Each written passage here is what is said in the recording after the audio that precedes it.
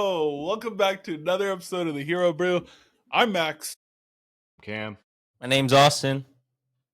On today's episode, we're going to be talking about Peacemaker since season 2 just finished about a week and a half ago, 2 weeks ago. We're going to finally give our review for the whole season. And we're going to start with some news first, then go with the Peacemaker, and finish it off. Yeah, I'm going to bust through this news pretty quick. Nothing too crazy. All right, so I think only Marvel news. We got Glenn Powell is being eyed to play Nova. Michael Waldron, writer for Avengers Doomsday, is Sick. Not necessarily confirming it, but kind of indicating that he wants that to happen, which I think we all agree that we could definitely see him playing Nova. I know BD would be happy whoever gets cast as Nova. I think he would want to be Nova. Yeah. Yeah, true. He would want it to be him. But That'd be sick. Yeah. We got some Spider-Man brand new day stuff. Wait, I'm so sorry. Do you guys actually think Glenn Powell would be a good Nova? I think he would. I think he would play him. I think it would be a pretty good It casting. would be Richard Rider, I think, is or that Nova character? Well, I think some people fan casted him as Nova. Why am I forgetting his name right now? He's playing in the Star Wars movie. Ryan Gosling. Yeah, Ryan Gosling. Mm-hmm. But I could see Glenn Powell. I think that'd be pretty good. I feel like that would be a good casting. I want to know if because it's rumored that he could play Booster Gold in the DCU. Yeah. Because I would rather have him play Booster Gold in the DCU than Nova in the MCU. If he could only pick one, because I doubt he could do two at the same time. That would be really tough to do both. Especially because it's a main character. It's not just a side character, you know? Yeah. Okay, go ahead. My bad. Yeah. We'll have to talk about that more. Sadie, we're finally getting our first photos of Sadie Sink and Mark Ruffalo on the set of Spider-Man Brand New Day. We just saw Sadie Sink wearing a jacket, trying to cover her outfit, but what we see is red hair. We see some camo style pants with some black tactical military boots. Okay. There's a lot of speculation right now that she could be playing Rachel Cole, which is kind of like an ally of the Punisher. So I could definitely see that. And then obviously Mark Ruffalo, we saw a few set photos. He's in a gurney, tied up. Looks like he's pretty injured. Maybe possibly the aftermath of a huge fight where he was Savage Hulk or something. Maybe Spider-Man did that. Sun's getting real low. Who knows? Imagine if he can't turn into the Hulk. Like in Endgame. Dude. Oh my God. I'd be so mad. That's how he gets beat up. He's like, damn it, dude. I mean, they were shooting at the University of the London University there. So I'm it only furthers my theory or our theories of saying he's a professor and Peter's seeing him at this university and someone must trigger him to either lose it or, he gets beat. Like you said, he gets beat up to where he can't turn into the Hulk, which would be pretty crazy. Well, could you guys remind me, in She-Hulk, was he ever in the human form or was he always in the Hulk form? Always Hulk. He put the bronze and the brains together, if you don't remember. I remember. I just didn't know if he reverted back. So, because I know in Shang-Chi, the only was time in his he was human form in in the his post-credits. human form was when they got in the car accident. Well, that is true. His blood got into her because he was in human form in that. When his blood gets into her, and that's the first time she turns into She-Hulk. Was that before when accident. Was that before when he? Was that before No, Endgame? because I think it was. Or before Infinity War? This was when he was wearing that bracelet thing that allows him to be in his human form, like how you see in Shang-Chi. Right. Okay. Yeah. So because that's what makes him. He was still in his little arm cast thing, I think, in the car, and then they get in a car accident. Yeah. Yeah, you're right. Okay. I don't know. That show was a blur to me. I love it. But after that car accident, we didn't see him in human form again. Sun's getting real low. That's for sure. Right. That'll be very interesting to see for both of those. Also, going back to the Sadie Sink thing, did you guys see the AI photos of her in a full camo outfit? And I'm okay, this might be real. Yeah. I'm dude, it has a Punisher logo on it. They would if they go that route. I wonder if she would get introduced, or not necessarily introduced, but maybe referenced in the Punisher presentation. Well, yeah. So doesn't the Punisher presentation lead into? It's supposed to lead into it, yeah. Yeah. And then Everything that Daredevil season 2, Daredevil Born Again season 2 is also supposed to lead into that. I think it's literally like timeline order as they release. Got it. I mean, Okay. from everything we've seen, it sounds like the Punisher in this movie is supposed to have a pretty big role. I mean, for the most part, that's what it seems like. But I mean, who knows? It could be said that way, and then it just completely get pushed away. But speaking of I haven't Daredevil, seen him and Spider-Man together at all. True. Speaking of Daredevil, though, in recent videos with Brandon Davis, when he interviewed Charlie Cox, that Charlie Cox denied claims of him being in Spider-Man Brand New Day as Daredevil, even though Charlie Cox right now is filming something in London. Crazy. Interesting. Very weird, dude. And then even at like Comic-Con, he kind of slipped up about the trailer. Yeah. I don't know if you guys saw that video, but it was like, I was like, huh, interesting. wait a minute. He's like, which one? You know? Yeah. Wait a minute. Right. Wait a minute, Charlie. We're also now getting claims that the first trailer for Spider-Man Brand New Day will reportedly be before Avatar Fire and Ash. Obviously, we've heard that we're getting Doomsday trailer before that, so makes more sense for Spider-Man Brand New Day because it comes out before that. Right. We're getting there's so many. There's so many. It's just rumored. Well, the thing is too, it's like Doomsday's finished, right? Like besides the reshoots, which the editing and reshoots, yeah.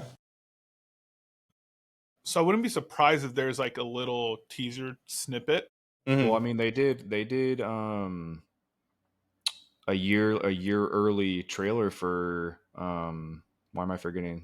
Infinity War Endgame? No, for Christopher Nolan, The Odyssey. Yeah. Yeah. That was like a year early, so it's not a crazy idea. Imagine though, like, dude, we all go like Disney. They know what's up, dude. They're gonna be like, hey, you know what? Let's just throw all these movies in here. Come watch Avatar. Yeah. Man, let me tell you something. It's gonna be Doctor Doom. Dude, Avatar Fire and Ash is probably gonna be like a $2 billion movie, I think. It is. Like it $2 billion is a lot. The last one was what? Like it hit $1 billion. Yeah. I don't know what it finished at, but it definitely surpassed $1 billion. I don't think a lot of movies surpassed like even half of 2 billion, like, or 1.5. Half of like I doubt it. I don't think so. No. I mean, yeah, 2 billion is a high number, but I'm just saying, like, if they keep saying all these different trailers that are gonna be attached to it, it might be keeping us on our toes. Exactly. I would just go watch freaking that just the see trailers. The trailers. Yeah. Someone said, I read that the Odyssey full, like a longer trailer, is supposed to be released before it too. So I'm like, that's another movie. That would be so cool.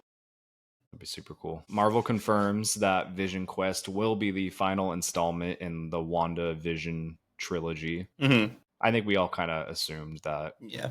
And knew that was how it was going to be. Mm-hmm. Head of Marvel TV, Brad Winderbaum, confirmed that season 2 renewals of Marvel Zombies and Wonder Man could be on the table. I think this is obviously bearing success of the shows. Right. We know Marvel Zombies, us as fans could say that was successful. Yeah. Yeah, dude. And they left it on a cliffhanger. Yeah, it's a perfect cliffhanger. So perfect opportunity for season 2. I think Wonder Man has the possibility and potential to be awesome. So I think a season 2 for that would be sick. Yeah. So there's a lot, dude. There's a lot with the Marvel TV, like VisionQuest, and like, I mean, even like Elizabeth, talking about like the whole WandaVision trilogy. Elizabeth Olsen has been like lately has been like, yo, I want to be back. The character. Bring me back. And I'm like, wait a minute, she's for sure probably in one of the movies, dude. She needs to be in either. Has to be in Secret Wars or Doomsday or freaking the WandaVision or the VisionQuest. Yeah, because I mean, she could even play a huge role in the future X-Men projects they're gonna do. Yeah. I mean, if they do want to go to the whole No More Mutants thing, like House of M, all that type of stuff. So that'd be kind of crazy. It would be pretty wild. I'm thinking. Sorry, go ahead. I'm thinking that Wonder Man's going to be one of their better shows. I really do. The more and more that I keep seeing about it, it looks like such a unique concept with like having, like, I've never gotten into the Wonder Man comic line, but from everything I've seen so far, it just looks like it has so much potential because it looks different. And I think that all of Marvel projects that they put out, I wouldn't say have been successful because we've seen numbers with like the Thunderbolts and Fantastic Four and how they were a little bit lower. but those were theatrical releases. So I'm wondering if a show like this, especially if they amp up the marketing here in the next month or two, I'm wondering if it's going to be one of their more successful shows over the last, year, 2 years. And crazy. I mean, yeah, I think it's gonna be cool because like they could connect everything that they're doing with like TV right now. Yeah, exactly. So like especially with like VisionQuest and Wonder Man, because like they in the comics they all taught like Wonder Man has a love triangle with Vision and the Scarlet Witch. And so I could see them doing that. But I was talking to our friend Marlon, Mr. Marlon Daniel himself. I was talking to him about the VisionQuest trailer and stuff, and obviously he's an actor, and he was like, dude, he's like, I'm pumped for it because it's literally like everything they showed is literally like an audition process. Like that's how the auditions are. All this stuff. For VisionQuest or for Wonder Man? Sorry, for Wonder Man. Wonder Man. Gotcha. Yeah, and he was talking to me about how when he's auditioning for the Wonder Man character, he's like, dude, that's how they are. Like he's like, you'll walk in a room randomly, like about to be ready to read a script, and then there's like 17 other people reading for the same script. And I'm like, that's crazy, dude. I'm excited to see it. Like, it looks. I don't know if this makes sense, but it looks super practical. As in, like we haven't seen much visual effects yet, besides his like powers a lot, little bit snippets of his powers and stuff. But I mean, all we've seen was glowing so far, So it's like, yeah. But I mean, we see him like slamming his hands and breaking a table. Raging.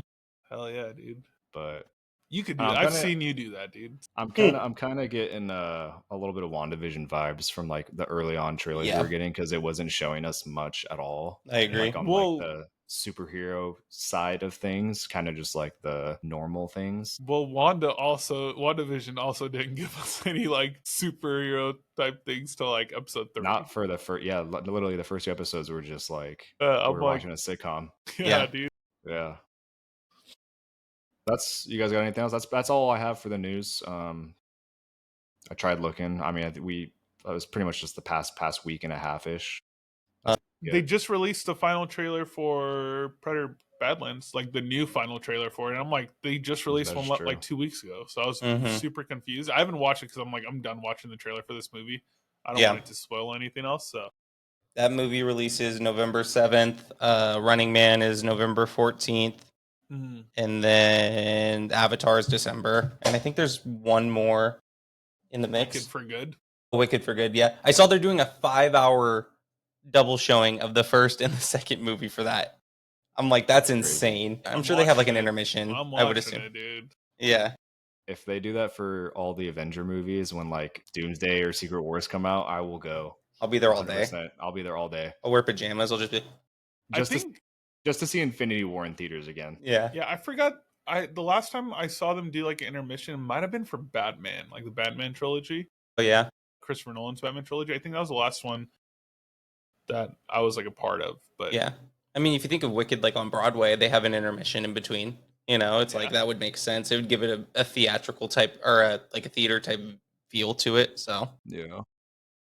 But yeah, no, I think that's pretty much all the news I saw. It wasn't a whole lot out there. I guess Warner Brothers is up for sale, which I thought was kind of cool. I mean, well, not cool, but yeah. Who do you guys think's gonna buy it, dude? They listed a few, like Netflix. Who else was it? Netflix, Paramount. I could see Paramount probably buying it. Probably, yeah. Paramount, and there was like 2 others, I think. Another like big streaming service was going to, I think. Was it? No, because Max already had, or HBO Max has already the Warner Brothers stuff on there, I feel like, right? I think. I don't know. We'd have to fact check that. But I know for sure Netflix is one of them, and someone was like, please God, not Netflix. But oh my God, yeah. No. Yeah, that was all the news that I saw for the week too, pretty much. Welcome to Derry is coming out later this week, so yeah, when that looks out, it's good. We're all gonna watch that and do some pods on it. It's getting great reviews already. Are we doing scary pods for spooky season? We could. Scary pods. When does it come out next week? October. What's 21st? Or it's not 21st. It's 22nd. It's sometime later this week. It's like the 26th or 27th or something. Sunday. Like HBO premieres are Sunday. Sunday. Like The Last of Us, or not Sopranos. What was the other one? The Last of Us, and is it all at once or is it weekly? I think it's weekly. Weekly. I think. Okay. I was gonna say, Gen V concluded today too, which season 2 was dope. We'll have to do a podcast on that for sure. Yeah, we gotta dive into the boys universe. Yeah. To the Votverse. To the Votiverse. We might do it next week. Hey, might have to. But yeah, we're jumping into our main segment of the day. Let's do it. Quick little segue. Last week we got to talk with Scoopflow, our homie Brant, about the Max and his experience at New York Comic Con. And alongside with that, they actually got to watch the last episode of Peacemaker, episode 8 of season 2, with our friends at the Phase Hero podcast. Shout out Brandon Davis. And they got to watch the end of the season. And overall, I think to go more in depth with the Peacemaker season 2, I felt like it was a pretty good season. I will say that last episode, what was it, 2 weeks ago now, kind of like threw me off a little bit. And I think that came from more so the outside noise we were hearing from, the head honcho, James Gunn, saying like, oh yeah, episodes 6 and 8 are going to be great, which they were. They're phenomenal. I thought it was a good production overall for the season. But I mean, what were your guys' overall thoughts going, after watching the final episode and overall the full season? Go ahead. No, go ahead. Yeah. Honestly, I was, for how much hype it was getting, and after episode 7 going to episode 8, obviously everyone on social media was like, oh my god, I wonder what cameos we're going to see. James Gunn's obviously like teasing us a lot and this is going to be crazy. So I was a little disappointed after watching the episode. I thought it concluded like the emotional arc of characters really well, but just overall for like a series finale, because this Peacemaker there won't be a season 3. It's already been confirmed by James Gunn himself. So I was just a little disappointed. Mm-hmm. Obviously, it ends on a cliffhanger, so we're going to see more of everyone from this show. But as just a series finale, I was a little disappointed. Nice. I was going to say, did he confirm that there will be no season 3, or he has no plans for season 3 as of right now? I think it was the plans. I think kind of like hand in hand with both of those, like saying like he doesn't have the plans to do it, so he doesn't envision doing a season 3. Yeah. So I think that, I feel like there's always an opportunity to still do it, but at the same time, it doesn't really sound like they're going to. I mean, it would make sense if that cliffhanger that they end on just kind of ties into the future movies, because they do, spoiler. I mean, they leave him on a new planet that they find through the portal. Yeah. What is it? Savage Land, right? Is where they leave him. I think they called it Salvation. Salvation is the name, yeah. But it's like but people are predicting it's going to be tied in, like how the Savage Land comics are. And I think that it makes sense that he doesn't confirm, like, oh, we're going to do another season of Peacemaker. But like you said, Cameron, it did tie up a lot of emotional arcs for these characters. And I think that's why he's saying there's no real plans, because it's like it's kind of ending on a good note for a lot of them. But yeah. What were your overall thoughts, Max? You know what? I watched it obviously with like Freddie Stroma and stuff, and like BD and all them, and it was cool watching it with like I think there was almost like 50 to 75 people there. Yeah. And it was cool because like during certain scenes, like everyone's like clapping and people are getting like laughing out loud. So it made me like the episode a lot. I haven't watched it again since then. But when I watched it, I was like, oh, this is great. Yeah, I get the whole, like, we don't get the big cameos and all this stuff.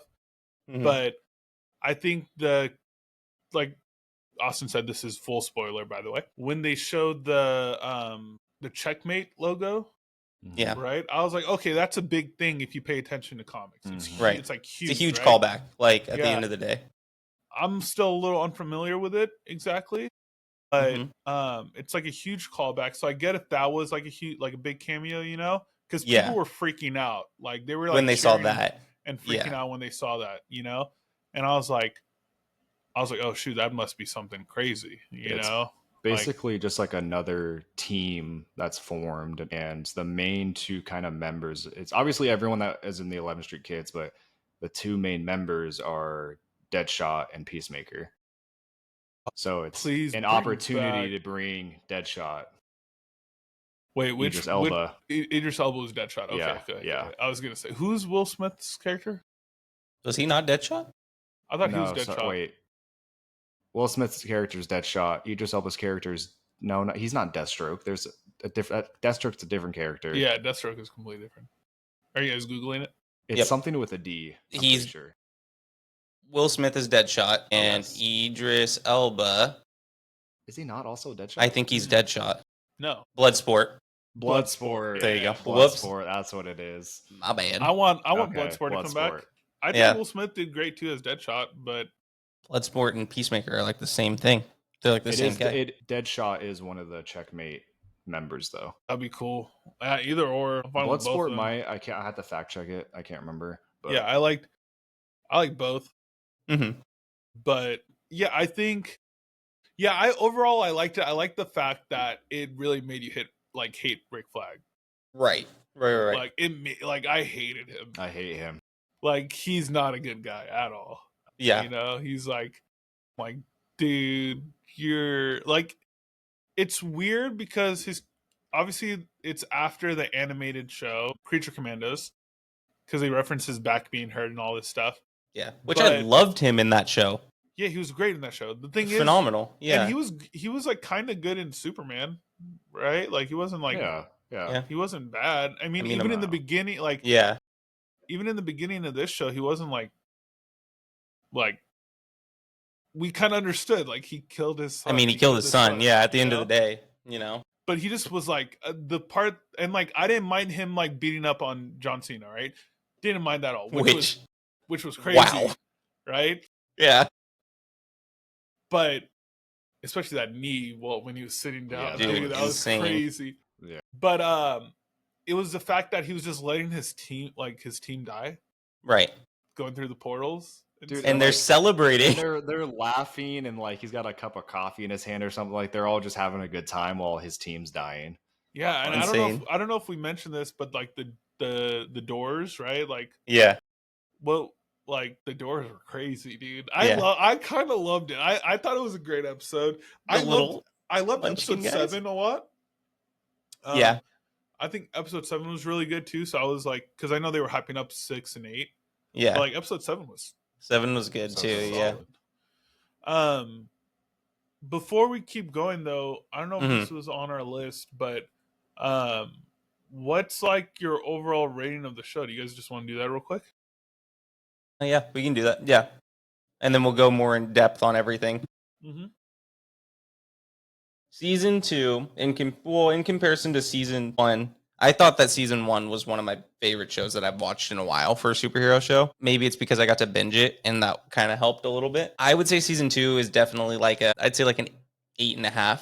I would say 8.5, somewhere in that range. I really did enjoy it, and I think that, like you said, I felt like 6 and 7 were two of the. Wow, I didn't mean to do that. 6 and 7. But episode 6 and 7 were really good. The only thing with 8 that really left me, kind of off was the, hearing there's going to be huge cameos, and maybe to his extent that was the huge cameo, and I get that. Yeah. But yeah, I'd say it was probably like an 8.5. It was a good show. I thought it was really well done. A lot of great emotional parts, which we'll go into, and a lot of great comedy, which I love with this storyline. Yeah, so I'd say like 8.5, 8, right in that range. How about you, Cameron? I'm also at an 8.5, 8.5. Mm-hmm. I would have liked some more Peacemaker doing Peacemaker things, kind of like in season 1. We got to see a lot of different variety of his helmets, just like overall just him fighting. Like I know we saw some scenes of him fighting in season 2, but I would have liked more. I know he was kind of dealing with a lot of internal issues this season, but it focused a lot on the side characters, which I really liked a lot. I think it does a better job this season than it did in season 1. Yeah. Yeah, I mean 8.5 I think is a solid score. Yeah. I give it an 8. I thought it was solid. I think season 1 might be like 8.5, maybe a 9. But if it is any higher, like I think the story was just as good to me personally. But the thing that takes it over the edge is probably the theme song of season 1. Yeah, and the way they incorporated it at the end, it's like, yeah, dude, it was it was just good. I liked it a lot. Yeah, it was a great show. John Cena once again just blew me out of the water. Literally With defying his chops, dude. defying all the perceptions that people may have on him as an actor, these 2 seasons of this show completely changed that for me, because in my head that's kind of where I was at. Yeah, no, he's great. Phenomenal. He's great. Like, who would have thought, like, watching the Suicide Squad, he was going to be like one of the main characters in the DC? I wouldn't. You know, Yeah. I wouldn't. Yeah. When I saw he was playing him, I was like, "What? Why would he play?" You know? great, dude. Yeah. I loved it. I mean, I feel like one of the biggest things that they really honed in on this season, and Cameron's mentioned it, you know, a couple times, is the emotion. I think that the next question that we want to go into is, how do you feel as if with this season they did blending that absurd, like, hilarious comedy that we all love and enjoy from, you know, all the characters, and the overall, like, emotional, raw, like, you know, teary-eyed moments throughout this season? Because I felt like there was quite a bit of them, you know, this season in comparison to last. Because I think it really went in depth with all the characters, and I think that that's what really struck a nerve. Yeah. But yeah, what were your guys' overall thoughts? Because I thought that they did really well, but yeah, I wanted to hear what you guys think. I think there's more emotional moments in this season than the first season. Definitely. I mean, just the part where they're holding Chris's brother down when obviously his brother's trying to kill them, and Chris is just sitting right there and watching it, and he just like starts crying, telling them to stop, like he can't lose him again. Mm-hmm. I almost lost it right there Mm-hmm. in that moment. Yeah. Obviously, if people who watch this, if you saw our clips of us reacting to the whole Eagly scene, that was a huge emotional scene. Not just like sad emotional, but like just hype and just stuff like that. Yeah. There's a lot of different type of emotional moments in this show, and I think they did a really good job about it. Yeah. And obviously, there's a lot of comedy as well, which I think Vigilante alone, his comedy was just awesome. Yeah. Mm-hmm. I think the balance was great. I liked it better than season 1. Like, it was good. It was like everything Cameron just said. Like, it was solid, you know. Yeah. I felt like you said, the emotional scenes were definitely more this season, but I felt like that was kind of needed in some extent. Like, if you think about it, like, season 1 was so great, but it's like season 2 really showed you like I said earlier, the range of all these characters, like all their different arcs and all the different storylines and things going on outside of their normal storyline. Like, that was really what stood out to me for all of these emotional moments, and it really just made such an impact on all the viewers, I feel like, for the most part. Mm-hmm. Transitioning over to more of something that we've talked about before, we touched on it on our initial reviews. There were quite a bit of Easter eggs, quite a bit of callbacks throughout the show. We saw Lex Luthor as one of our cameos in this show, which was huge. Huge, yeah. He was at why am I blanking on the name? The prison. Bellevue. He was at Bellevue. Bellerive. There we go. Yeah, he was in Bellerive, and then by the end of the show, we get a reference of Rick Flag saying they moved him to, I forget the other name, a non superpowered place. Yeah, but it's one that's closer to Metropolis too. So he's wanting to be closer to where he was at, and eventually, you know, in Superman, Man of Tomorrow, I'm guessing he's going to get out of the prison, and that's where we'll see his storyline really enhance. But not only that, what were some of your guys' favorite Easter eggs or callbacks that they dropped throughout the show? Any cameos that you really enjoyed? I mean, there wasn't like a whole lot. There was quite a few, but what were your favorites from this season? It was one of the doors. It was the imps? Yeah. Those were awesome. That was so funny. The amount of laughter. Yeah. That was just echoing from that room was crazy when we were watching it. Like, it was just, first of all, they're vicious, right? You saw that dude. We all knew what's his face, Pony Boy, Blondie. What do they call him? What other names do they call him? The Blondie, whatever, the guy that worked for him. We all knew he was gonna die. Yeah. Mm-hmm. And it was just like, I did not expect him to die like that. I was like, his face was gone. Yeah. Dude, those things were savages. Yeah. Well, dude, when he was like humping his face. Yeah. It was so fast that GIF was put onto X. Like, I was like, damn, how did you do that? It's like, why? But it was needed. It was great. Yeah. Good job, James Gunn, dude. He knows what to do, man. It was horror comedy at its finest. Dude, terrifying. I wasn't expecting their bodies to explode with glitter and like candy. That was so fun. Well, it was like Candyland, and I was like, what is this place? You know, Yeah. and like, that was crazy. Another one was like, they showed the black hole, which was same. Yeah, which is like a direct reference. Like, I'm like, okay, that's cool. Yeah, They know how to get there. You know. Yeah. So If Ultraman shot out, it'd be so cool. I would have freaked out. Yeah. Would they have noticed if Ultraman popped out if he has like super speed? They would True. have felt it. I mean, yeah, they would have. Was there a gust of wind? Does anyone remember? I don't know. I don't think so. We're gonna have to watch it back. Imagine if there was like a gust of wind. Yeah. And James Gunn's like, yeah, that was the cameo. What do you mean? It was right there the whole time. Yeah, it was there the whole time. Yeah, no, I think there were a lot of cameos. I just think we were like overhyping it. I think we were like, okay, cool. It's gonna be Superman, you know? They're gonna bring back Margot Robbie, you know, like there were so many rumors. The Lanterns, right? That show's coming up like next. So I heard someone say like, what if it was Batman? You know what I mean? Like, and that's how they showed him in the show, like as his like Robert Pattinson's Batman. If they opened a door and he's there, I would be like, would have been crazy. That's a good idea. All we got was Lex's team. That's it. And imps. And popping imps that turn into dust. Yeah. One of the Easter eggs I liked, which it wasn't really that important, but it was when Chris is in the other universe, him and his dad and brother are flying to go defeat a huge kaiju, and it's the same one that Superman and Guy Gardner, Mr. Terrific. Was it the same one? Justice Gang? Same exact one. No way. Yeah, was it really? It shows on the TV. Yeah, it's the same exact one. What? I didn't know that.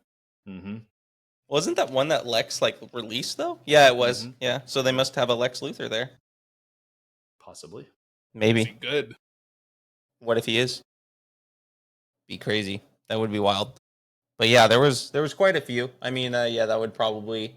I mean, that scene where they're opening all the portals, it just gave the same vibes as like when Deadpool was jumping from universe to universe in Deadpool and Wolverine, or when Doctor Strange was falling through the universe in Multiverse of Madness. It's like you have so much opportunity with all these different like multiversal storylines that it's like you could do whatever. It's like that's what I really enjoyed about that callback for sure, of like being able to hop from universe to universe with each different storyline. I also did really enjoy how they retconned the beginning, or the ending of season 1 and then the beginning of season 2, because at the end of season 1 we saw, what was it, Aquaman and our normal Justice League, that was right, Aquaman, Wonder Woman, Flash, Cyborg. Right, exactly. And then with this one, we see the Justice Gang and Superman. Supergirl and Superman, yeah. So I think that was tough. And I think partially with like the whole cameo thing, like another reason people were so like kind of confused on why there wasn't the cameo is because when you have people like posting the photos of the set photos, and it's John Cena and David Cornsweet like wearing the costumes that we see in the show and in the movie, I was like, okay, come on. Like, they have to be in the same scene, and I think that it was just more so like they were shooting at the same time. So it just kind of so happened. The Lex Luthor scenes in Peacemaker were shot when they were filming Superman. Right, because that room, right? Yeah. The room. Mm-hmm. Well, I mean, it was just like actual time. The actual time of it, like in reality, was they were shooting Superman. They were like, "Oh, let's just bring you off set real quick to bring you on this other set to do this." Right, but it was it just goes to show that it's like, I think on a bigger level for like the whole group of this DC universe that they're building, it is trying to like make sure that everyone is like incorporative of each other. At the end of the day, it's like building that relationship amongst all these characters is going to be huge, and I think that comes from James Gunn seeing how well Marvel functions and seeing how well they were successful with how all these characters know each other. I mean, you see these photos of the actors that were shooting in Doomsday, like they're all hanging out together outside of the filming for the most part. I mean, we hear all these rumors of like, oh, they're not getting along on set, but it's like you have to establish that connection between all of them to make sure that they really take off and they have that chemistry while also on camera too. Say if like Peacemaker and, Superman ever shared the screen together, they've known each other for this long now. But speaking of development and characters alone. I kind of wanted to touch on the levels of the character arcs that we saw develop throughout this season. And I wanted to get your guys' opinions on who you thought of the whole show. It doesn't have to just be like the 11th Street Kids or, anyone in the show. Who do you think had the best character arc throughout season 2? I'm just going to be quick. I think I mean, Peacemaker. I mean, it's weird. I would say Peacemaker, obviously, but he's like the main character. With obviously Harcourt, and then a little bit of Adebayo, but Cameron's set in stone on one. I know he is. I don't think it's a hot take, but as like full character arc, I genuinely think Adebayo had the best arc. I think from kind of being hidden in her mom's shadow and didn't know her place. Obviously, starting the season out, she kind of wanted to do her own thing. I didn't think it was really working too much, but I mean, she was kind of the one who, I wouldn't say saved Chris, but brought everyone together, kind of got Chris like thinking straight. Obviously, she had to not necessarily mend the relationship with her girlfriend, but basically be the strong one to say like, hey, we both have different ideas of what we want to do. Like, this isn't going to work out and it's best for us.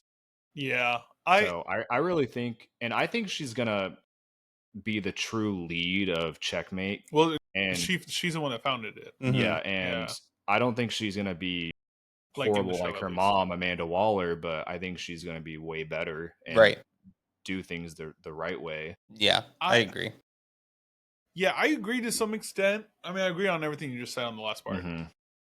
Her character, like, to me, I think Harcourt had definitely like a bigger character growth because we saw her emotional side of things and stuff, and like I get the whole Adebayo thing, and that's why I referenced her too. But it was just like it felt like it was just expanded from season 1. Right, like we all knew she cared about Chris the most, right? Right. I mean, besides Vigilante, but I think Vigilante's pretty much the same character. He hasn't really had like a, which isn't bad at all. Character, which isn't bad. He's just that good of a character. Yeah. But like, I think Harcourt might have done it for me, but I don't know. Like, I'm not disagreeing with you. No, where I'm at with Peacemaker and Harcourt is, I feel like their arc hasn't been completed yet. I feel like there's still a lot that needs to be done for them to complete that. I agree. Yeah. Chris still has a lot of things he needs to resolve. I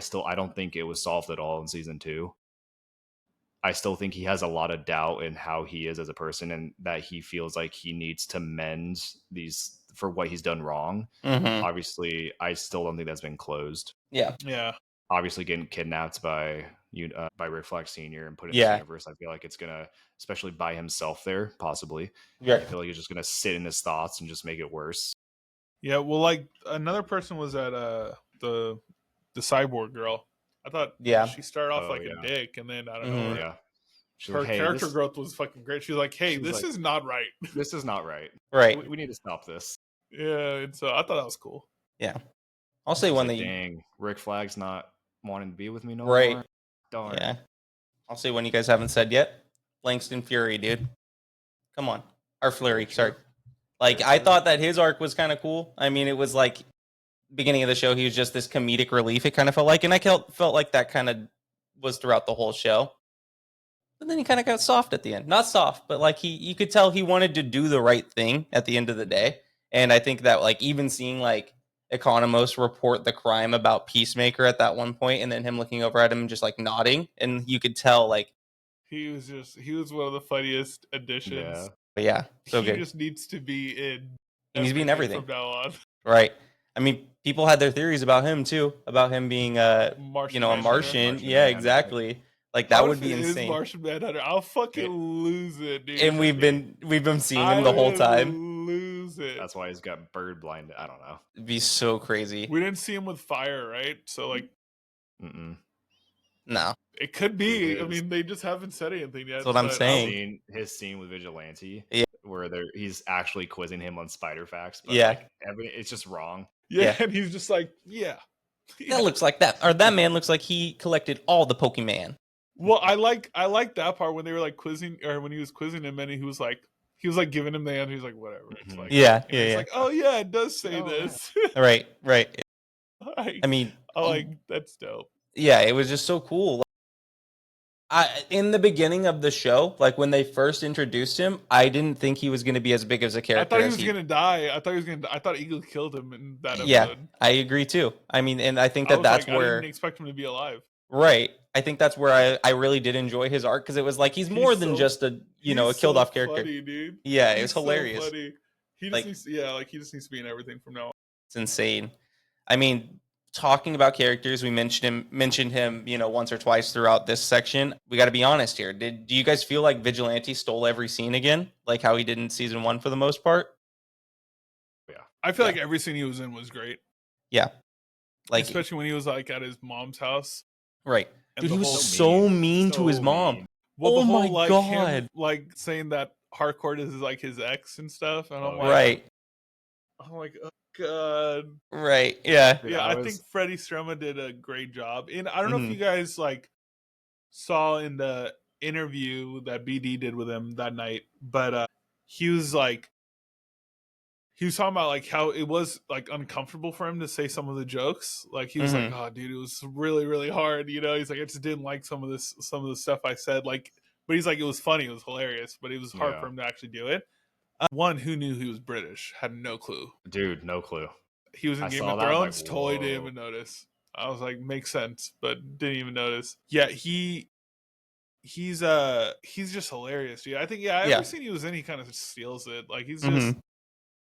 Like, especially the animal facts were just great this season. And we got 2 of them at one point, and that was insane. Like, that was one of my favorite scenes of the whole season. Like, is Peacemaker your best friend too? No, Peacemaker? I hate that guy. Like, that was one of the best line deliveries. I was just like, wait. And he's just like, wait, what? Yeah. Yeah, I love it. I was cracking up when Adebayo is trying to round up everyone, and she goes to his house and he's sitting in his locked room and he's down on the ground playing his Nintendo Switch with like a bunch of different kinds of snacks. And he's like refusing to spend money on a lawyer because of the blood money. Yeah, exactly. And I'm just like, oh my God, come on. He's like, do you want bad luck? Like, do you have millions of dollars in here? He's like, oh, I don't want to spend this dirty blood money. Yeah, exactly. Or when he's like, are you going to become a stripper? And then she's like, are you going to kill me? And he's like, no, I wouldn't kill stripper. Or he's like, I wouldn't kill. I have a question. When they were getting all the money, right? I know they were the whole 11th Street gang was in the room the before, and they were like secretly stuffing money. Yeah. But like, I don't know if you saw in the trailer for the next, like the final episode, whatever it was, or episode 7, or I think it might have been 8. When they go back to the room and they were trying to like get the money for Chris, right? Wasn't there a scene of them like collecting the money? Yeah, it was a completely different scene. Yeah. Okay, cool. I was just gonna say, I was like, was I tripping? Because I was like, they didn't show that, No. Okay, cool. I thought I was tripping for a second. That was real. Yeah, that was a real thing. Yeah, I was. It was quick, but it was there. Well, they showed it, and they showed them like, oh, we gotta get Chris or whatever. And they started throwing all the money together and stuff, and it was just him and Adebayo in the room though, in the final cut. So right, who knows? Transitioning off of Vigilante and more so to a deeper character. I mean, the main character, John Cena, Peacemaker. I wanted to dive more in depth into his character development and talk, quite a bit about that. I guess my big question, for you guys is, do you feel as if like he grew genuinely as a person this season, or do you think he's just pretending to hide like his chaos better? Or do you think it's like a way of him essentially like trying to, like I said, genuinely grow as a person? Or do you think it's more so the latter? I think he grew as a person, especially with that final speech that Adebayo gave him about like, hey, if did you do like the right decisions, all this stuff, like don't second guess yourself because you're not a bad guy. And he was like, that is right, like he knows, so I think he grew his character. Yeah. What about you, Cam? I think in the beginning when he was trying to be on a team, he was trying to fake it and all this stuff. Right. When he was trying to join the Justice Gang, like that was, I think he was trying to fake it. But other than that, overall, I think it was legit. Right. I think he grew as a person. I agree. I definitely think he grew. I think he's still hiding a little bit of his chaos. He fully convinced himself that everything bad happens because of him. Yeah. He's the angel of death, I think he said. I think him thinking that obviously kind of makes it where that stuff happens. Mm-hmm. I think him getting that answer from Harcourt that she felt what happened between them on the boat, I think that's what he truly needed. Yeah. So I think continuing from that, obviously, like I said earlier, got kidnapped. It's going to be pretty crazy. They're going to have to go looking for him again. So there's going to be still some chaos, I think, trying to find his identity or just who he has to be as a person. There's definitely still more to come. But he 100% grew in this season, though. Yeah, I think with the talk with Harcourt, like getting the confirmation, and then just the talk with Adebayo, I think it kind of just, he was like, you know what, this is perfect, everything's perfect, right. And then that's something bad happens. So it's that's like almost all he cared. Anytime he was in a scene with her, that was like his questions, like, did you feel like what happened? Yeah. Like, did you feel something? Right. I agree. Yeah, I think his overall personal development was definitely more highlighted for sure for me. I think that we just see a lot of his growth as an individual and, like you said, going away from, feeling as if he was the reason all this stuff is happening and, really just developing as, him, Christopher Smith rather than Peacemaker was cool to see. Yeah, I think they answered that with Adebayo's talk with him at the end. Right, exactly. I was like, I think they concluded that part, but I think he's full hero mode. I don't think it's like sure. Yeah, I personally don't think he would I don't know. I mean, I think he will develop more mental struggles just being alone on that island. He's gonna turn more, obviously, like if it's Savage Land, I would assume he would turn more savage. All right. But he has to fight to survive. So I think that's gonna just push him backwards from what he is now, and so or where he's at now. So yeah. I personally don't think that we're going to get another Rick Flag Jr. situation, though, where it's you or America. I think that side's gone completely. I don't think he would. Yeah, unless this person's truly bad, but obviously Rick Flag Jr. wasn't bad. Yeah, he's a good person, so I don't think we would ever see something like that ever happen. No, I think that that version of him is gone. But I mean, like I said, it could possibly come back just because I feel like he's gonna have to fight to survive by himself. Yeah, he's gonna have to be like it's him or it's him or he's dead. Right? Like he needs to be on top or he's dead. So we'll see what happens. See what happens. I guess kind of building off of that too, speaking of fighting, like we said earlier, we didn't really get a lot of Peacemaker being Peacemaker this season, but more so he was fighting his internal battles for the most part. I did want to ask you guys what you thought overall. Who do you think, outside of villains fighting, who do you think was the biggest traumatic event or traumatic feeling essentially that he was fighting for the most part? Do you think it was his father, his brother, his own personal his father and brother? Yeah. I think it was Harcourt running away from him. Yeah, that's true. Yeah. Being left alone. I think that personally, I think that was kind of one of the final straws. Okay, no one wants me. I'm not needed here. Right. Yeah. And then obviously, like you guys just said, his father and brother, once he figured out that there's that universe with them and him and them being accepting, that's what really confirmed it. Yeah. I mean, the overall brother-father arc for me, and Harcourt at the end of the day, this was all incorporated with that alternate universe or alternate Earth X that he was on. He was so happy because of all of these different things that weren't going his way in this other universe that he was blinded to see how, I don't know how he was blinded this bad, but he blinded to the point where he didn't see that this was, a terrible Earth, racism, ultimately Nazi propaganda. This is when the Nazis won World War II. This is, you see paintings of Hitler on the wall. That's insane to me that he was genuinely so happy and so blinded by the happiness that he couldn't notice these things.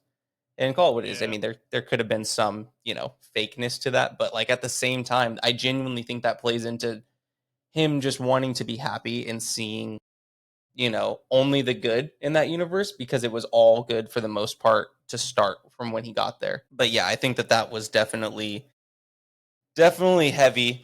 Earth X was definitely darker, as we moved on throughout the episodes. Did you guys notice anything like when they started in the universe? Like, what were the biggest clues for you guys that stood out? I think we mentioned it in a mid-season review a little bit as a prediction. What was the biggest thing that kind of gave it away as to where they were going with the Earth X storyline? I think I had a conversation with you after like the second or third episode, Austin. I remember I was at work and I was texting you and I was like, dude, this is like, I genuinely think this is Earth X. I'm like, his father is normal. I'm like, and I remember thinking about him like, oh my God, like, what if it's this Earth? Like, what if he's normal because he doesn't have anyone racist to be to? Right. Like, which again, hold on, like, obviously this didn't really matter because his father was normal on this Earth. Like, right. He was just happy to see that. Yeah. Not even like because he wasn't racist. Like, his dad was anti-Nazi. Yeah. Yeah. On this Earth.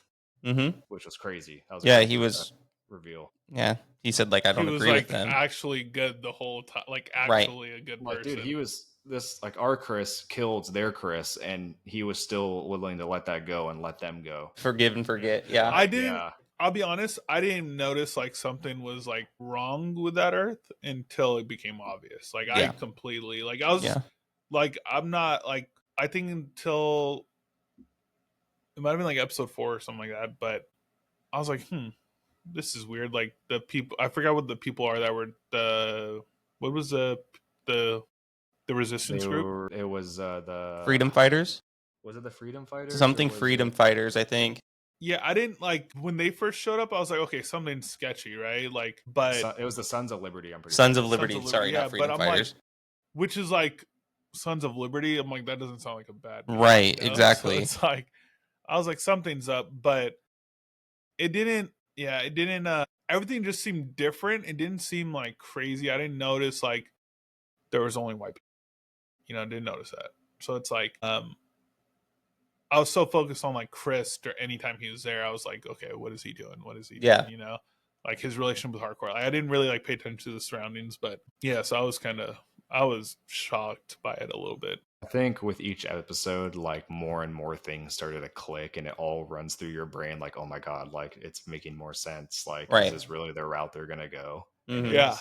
Yeah. And then the reveal at the end where Hardcore's like, Chris, you didn't see this huge mural of Hitler. You know who? I'm like, bruh. Like, oh my God, Chris. Yeah. Or she goes like, oh, the copies of Mein Kampf on the desk. Like I'm like, brother, what were we doing? Like, I think for me, one of the things that stood out the most was when she says the word to the police officer and it wasn't English.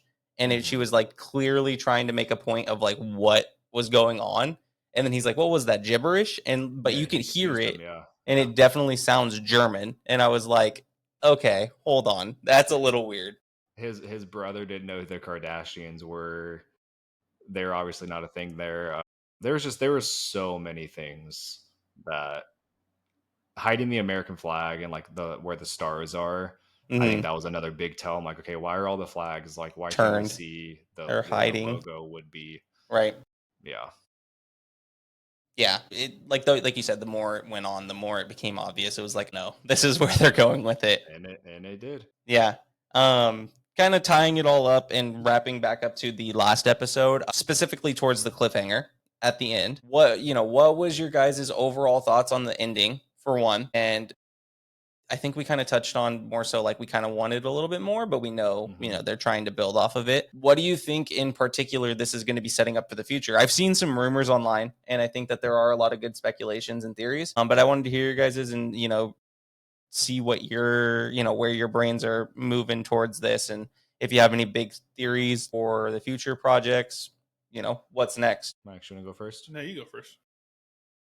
I honestly think, or I thought that, and I had saw something after the episode came out, but when they're going through all the different doors, the door where you see those big like walking skeleton heads, I saw, and I thought of it first, and then I saw a thing after. It's like it was very similar to some of the machines that Brainiac has. Mm-hmm. It looked super, super identical, and I was like, oh, but I mean, and they didn't really do anything more with that universe. That they just shut the door.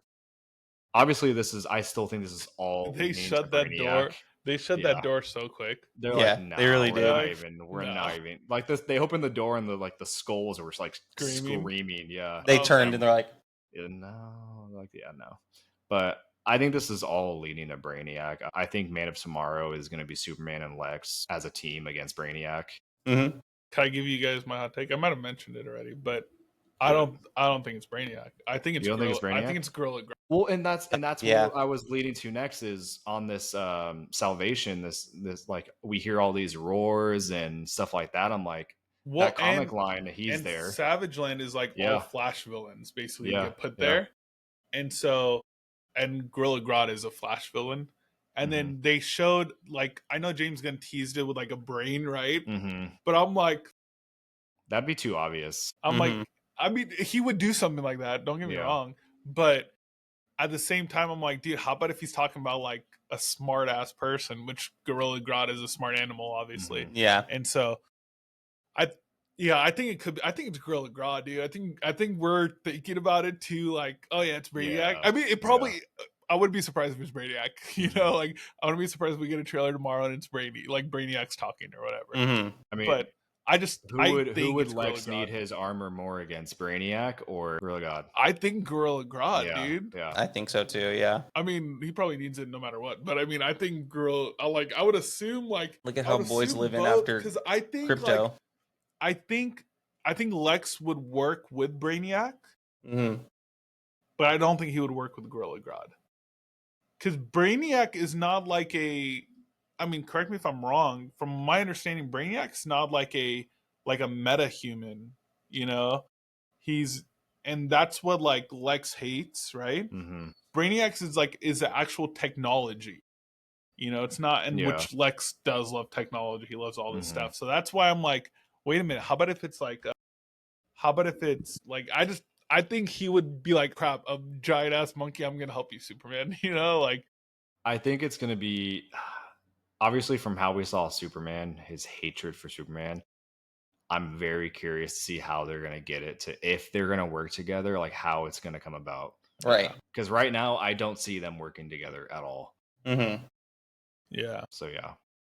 I think that's kind of where my head's at too. I really do think that this ultimately is going directly into Man of Tomorrow. The Gorilla Grodd one is definitely one that I haven't really thought about, but that would make a ton of sense too. And you heard it here first, dude. I heard it here first. On it, when you said it, I was literally like, "Yeah, that makes sense." I just think, I don't know. I just been thinking about it. I'm like, dude, it'd be so cool if it's Gorilla Grodd.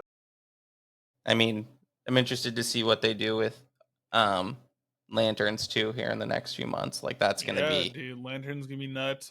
Supergirl, Woman of Tomorrow. That's gonna be crazy. We get Lobo in it. We don't know how much we're gonna get like from the actual our Earth, you know. So it's like or their Earth. I mean, but I did like the reference. Sorry, one more callback that I remembered while we were talking about this. When Lex is talking to Rick Flag about his time at Bella Reeve, and he's like, "Oh, I get to watch the guy with the cartoon-like eyes and the giant lizard," or forget what he says, but he's definitely like referencing to what's his name in the comics.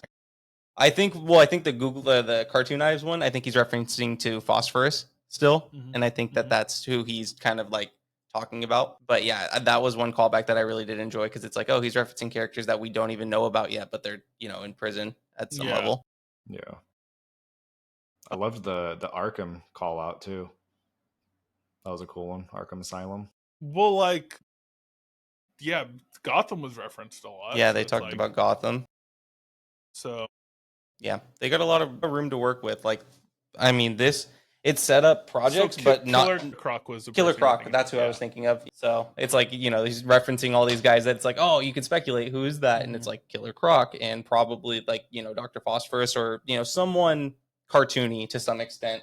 Yeah. And knowing that Dr. Phosphorus was in Creature Commandos, it's like that would make total sense. Yeah, I think the DCU knows what they're doing. I think James Gunn knows what he's doing. I mean, I'm really excited. It's like a weird, like, I never want to compare like the MCU to DC, or the DCU now. It's different.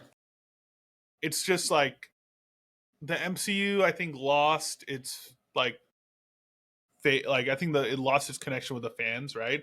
Like, they're still putting out some really good projects, right? Like Thunderbolts was great. Fantastic Four, I like Thunderbolts more than I like Fantastic Four. I know we talked about that already. Yeah. Marvel Zombies, all this stuff. They're putting out good stuff. Obviously, I think they lost some fans, like going to the theaters and all that stuff. Yeah. And I think DCU, why we're all talking about it now? I don't want people to think we switched up, but why we're talking about it is because it just brings excitement and stuff. It's like it's new. It's like Dude, that's what we're excited for. You got to think of it in a sports way. Yeah. Obviously, I think the MCU kind of lost its step for a little bit is because you closed the book on a very long chapter. Like a sports team. A sports team can be good for really long, but eventually that sports team has a time to come where they rebuild. Yeah, exactly. It goes in a rebuild mode, and it takes a little bit before it starts to be successful again. The Niners. That's where yeah. Thanks. You're wearing the hat. You're wearing the hat. Yeah. I mean, they went from 2-14 one year to in the Super Bowl, so it's like we're going towards that rebuild soon. It's coming. They're what, 4-1? Good job, dude. They're 5-2. 5-2. Good job, dude. The DCU I would say, is after that rebuild right now, and they're hitting it right now. Yeah, there's just like a full reset almost. It feels like. Yeah. Let's just woke up.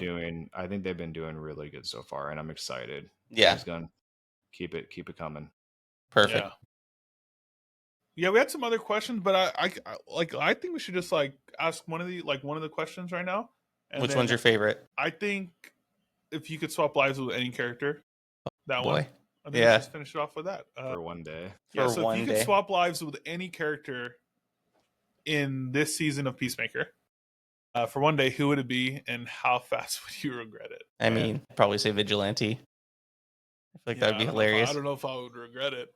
Yeah. I just feel like he lives life, bro. Like he lives, like he just has a good time, whether he even is aware of it. Dude. Yeah, he's just having a good time. Like I agree with you, Austin. I'm gonna say Vigilante. Like that was I think it would take me a little bit to regret it. Yeah. I'd be like, hey, you know what? I just want to play some video games. Right. To my millions of dollars. Yeah. For one day, easily. Yeah. I'm gonna go different just for fun. Okay. I'm gonna switch lives with John Economos for a day. Yeah. Just so I could just question everything everyone does and just not care. Like how he always is just calling people out and he just does not give a shit. Yeah. He just rats. He just tells everyone everything. He just doesn't care. And then I think you would regret it instantly because he does too much. He's in high demand in the whole show. I would regret it probably immediately. You're like, all the names I get called, I'm like, oh. But just being different, I would say Economos. Sick. Anything else you guys want to add on to the episode? Or add on to this episode? No? There's a lot of excitement for DC. I think that Peacemaker Season 2 was just a reminder of that, and just a lot of really good content that's up and coming for sure. I think the comic book world in general is just like Marvel. I think, like you said, fell off for a minute, but it's like they're starting to realign. They're on the right path. I think they're putting out good stuff. They're not putting out What was the last bad thing from Marvel you actually didn't like really bad? Like you just didn't enjoy? Or I don't remember release dates for all of them. General. Both, I would say. The first thing that comes to mind is Secret Invasion. I would say Secret Invasion and Thor. Those two are the ones where I'm like, I enjoyed Thor in the moment because I think I was. It's Chris Hemsworth. Everyone loves Chris Hemsworth. It's Thor. Everyone loves Chris Hemsworth, and then you had Jane come back. Jane Foster. It definitely had cool moments, but it was such a weird movie. We've talked about that movie on this pod so much already, though. But yeah, I think I think they're on a good track. I don't everything that I'm wasn't my favorite. I didn't hate. Mm-hmm. So was Quantum Mania after Secret Invasion? Yeah. Or was that before? Yes. After. So then that's the last one. I didn't hate Quantum Mania. I like Quantum Mania. I love that movie. The story was not love. Whatever, but Paul Rudd was just he was the best part. The trailer, I was more hyped for the trailer than I was for after that. There was parts same thing with Thor for me that I liked. Yeah, there was parts in that I was like, this is legit. But yeah, I don't like Agatha all along. It's not my favorite, but it was a good show. We all enjoyed it. We all talked about it, I mean, it had its faults, but at the same time, it was a good show. I mean, I enjoyed it a lot. Yeah. Yeah, it was cool. Like I said, we all didn't like the ending of it. You know, they should just did it reorient backwards. They should have. Yeah, they did it backwards. But other than Switch the that- 2 seasons or episodes Other than that, it was a good show. And so like because it was She-Hulk, different. I like She-Hulk. It was different. The Mhm. ending was a little weird too, but like besides the ending of all these like Marvel TV shows, I think they're all pretty. I think everything's pretty great. I don't think I think it just like there was definitely some stuff that was just bad. Right, but overall, exciting time for comic book content. Exactly. Yep. Yeah. Next episode, we'll see. We'll probably do Gen V. Yeah, we'll dive into that boys. Yeah, universe. we'll dive into the boys universe. Talk about that a little bit, and then if we have time to do a Gen V review, we will. And then, once again, thank you guys for brewing with us. Appreciate you guys a lot. Keep showing our last video love, our New York Comic Con recap. Such a fun one, dude. It was a good episode. Shout out Scoop Flow. Appreciate you, dog. If you have a favorite moment, drop it in the comment section once this video drops. And once again, thanks for brewing with us. You can find us at Thank you. Hero Brew Podcast on everything. Everywhere. If you have any debatable topics too, shoot them in the comments. I'd love to hear some. That'd be hilarious. If you hated Peacemaker, let us know. Dude, that'd be wild. Your hot takes. You know? Yeah. Yeah. So like, comment, subscribe, baby. Peace. Peace, guys.